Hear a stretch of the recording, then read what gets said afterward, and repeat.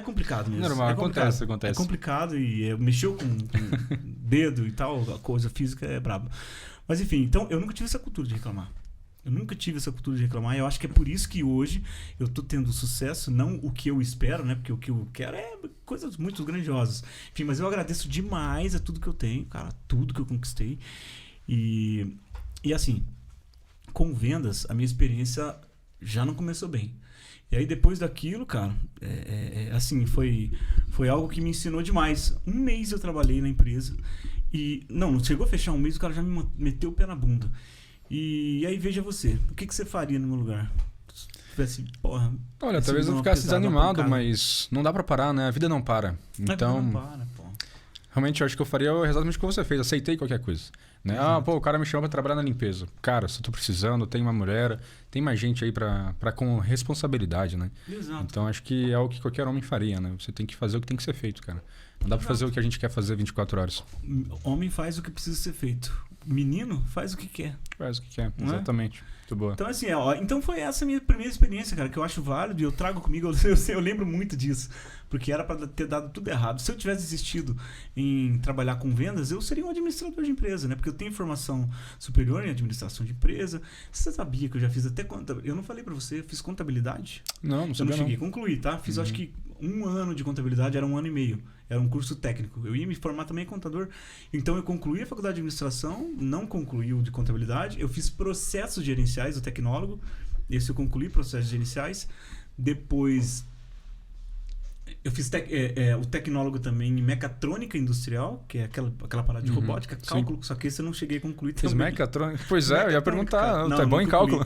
Cara, acho que tu não serve pra isso, né? Cara, é muito cálculo. Eu não sou um cara de exatas. Eu sou um cara mais nítido. de humanos. Eu sou um cara mais de humanos. Não, conversa muito bem, né? Se relaciona muito bem com o pessoal. Tá sempre na rua, diga-se de passagem. Sempre na rua. Então, eu tenho uma história muito legal. E eu nem sempre me lembro dela, até por isso que eu tô escrevendo, né? Você me indicou fazer a storytelling ali, fazer as 10 histórias para poder organizar isso tudo, cara. Eu tenho 38 anos de idade, cara, mas eu tenho história para contar, bicho do céu.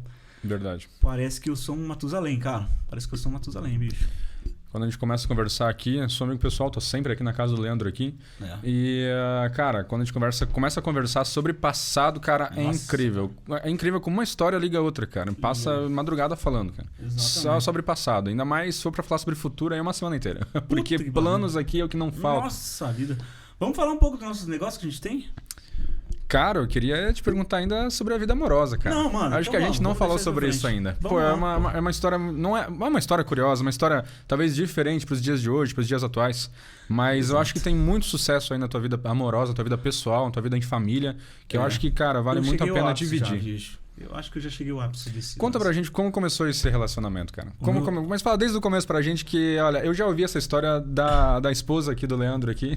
Ela já me contou essa história uma vez que o Leandro tava fora aqui. E é uma história muito boa, muito bacana essa história aí. Eu queria ouvir por ela ainda, porque eu acho que ela contando é mais engraçado. Acho que ela conta alguns detalhes engraçados ali. Eu nunca fui muito namorador, né? Eu sempre tive uma síndrome assim, que, porra, eu sou muito pobrezinho. E antes eu era muito pobrezinho. Né? Eu era muito pobrezinho mesmo. E eu tinha... Como é que fala? Não é síndrome. Introvertido? Eu era introvertido, eu era tímido demais. Como eu era cantor, mas eu fazia segunda voz. Então eu só ficava com a cabecinha baixa. Mas enfim, as meninas queriam eu. Elas me queriam. Eu ia num monte de igreja. As meninas tudo me queriam, cara. Mas eu não queria porque minha condição financeira não era... Era aquele cantor. Eu ia levar uma menina pra passear, cara. Né? Pagar um sorvete. Como é que eu ia pagar um sorvete e tal? Era minha mãe que me bancava.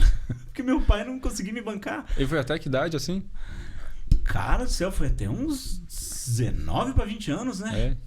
Porque eu saí do quartel, né? Parei de ganhar aquele negócio e aí entrei de novo na dificuldade. Até eu me encaminhar na vida, bicho. Cara do céu. E conheceu a Adri como? Eu conheci a Adriele na igreja, com 24 anos de idade eu conheci ela.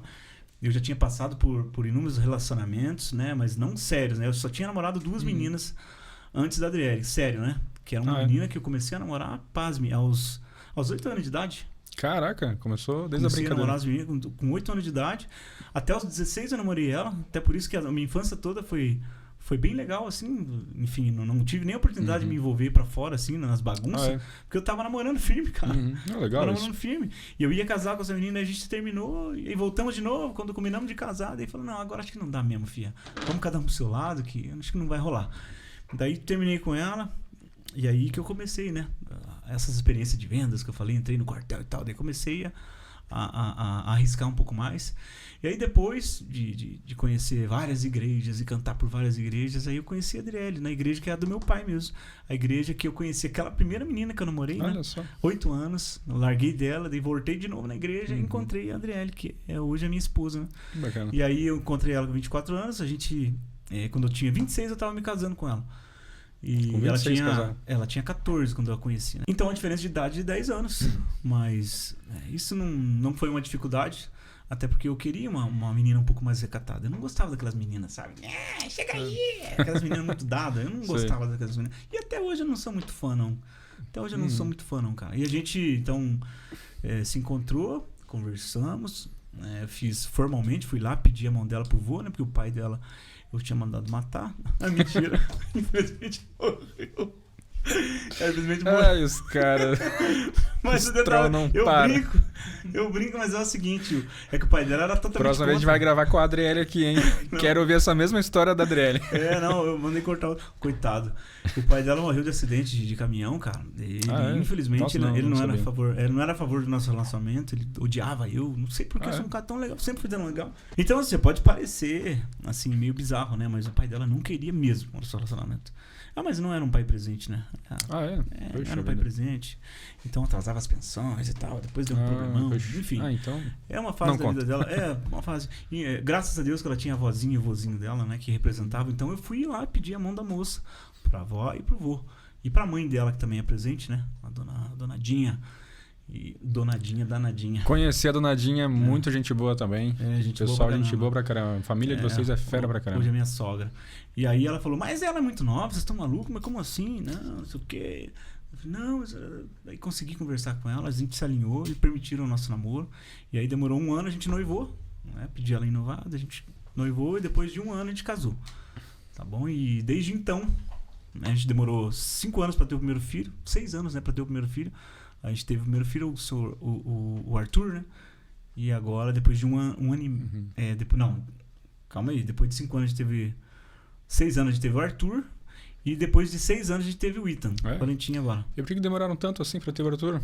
Eu não sei, que cara. Vocês a gente esperaram? Se arrependeu muito. A gente se arrependeu muito, muito, muito de ter tido filho tarde, assim. Porque vocês sempre são... Dá pra ver que vocês se fecharam muito cedo, né? Se fecharam, eu digo um ao outro, né? Vocês realmente se encontraram ali e concretizaram ali, realmente. Né? O relacionamento e deu certo. E eu vi que ela era a mulher certa pra mim, né? Porque todo mundo tem uma visão de mulher certa, né? Algo assim que acredita. Se eu encontrar esse tipo de pessoa... o seu mundo ideal. Todo mundo tem, né? Quando não encontra, você tem que mudar a pessoa que você tá pra que ela se torne essa pessoa ideal. Mas enfim, então a gente tem 2 filhos, estamos querendo ter aí mais o terceiro já daqui. E o objetivo é ter quantos? Ter 5 filhos. Eu falo pra todo mundo, o objetivo é ter 5 filhos. Vocês estão contando assim algum intervalo de tantos anos pra ter filho ou não? Então, ou só... do Arthur pro Ethan foi 5 anos, né? 5 anos. E agora do Ethan pra Lara, a gente quer deixar passar 1 ano e meio. Pra daí já tem Lara a próxima, então. Lara Charlotte, o nome. Uau. Lara Charlotte, exatamente. Nome legal. Tem gente roubando já nosso nome. A gente fala os nomes, cara. O primeiro filho é Arthur Philip, o segundo é Ethan Valentim, o terceiro filho será Lara Charlotte. Nome de reis. Só nome forte, por quê? Deu boa, eles vazam do Brasil e vão viver como americanos já não dá nos Estados faz Unidos. sentido. Que os nomes já estão... Tem essa ideia também.